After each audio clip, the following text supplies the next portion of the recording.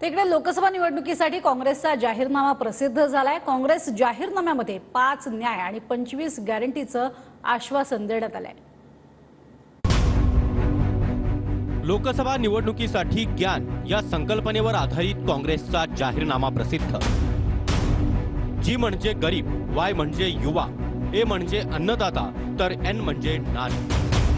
काँग्रेसच्या जाहीरनाम्यात 30 लाख युवकांना सरकारी नोकरी देण्याचं आश्वासन देण्यात आलंय। सरकारी नोकऱ्यांमधील कंत्राटी धोरण रद्द करण्याचं आश्वासन देखील काँग्रेसनं दिलंय। आरक्षणाची मर्यादा वाढवण्याचं आश्वासन, त्याचबरोबर विद्यार्थ्यांचा छळ होऊ नये यासाठी कायदा केला जाणार। गरीब महिलांना वर्षाला 1 लाख रुपये देण्याचं आश्वासन।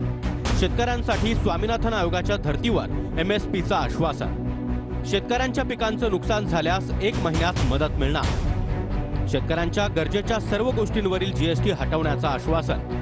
असंघटित कामगारांसाठी दुर्घटना विमा योजना आणणार। अग्निवीर योजना बंद करून जुन्या पद्धतीनंच भरती राबवणार। पेपरफुटीचे प्रकार थांबवण्यासाठी योग्य निर्णय घेण्यात येणार।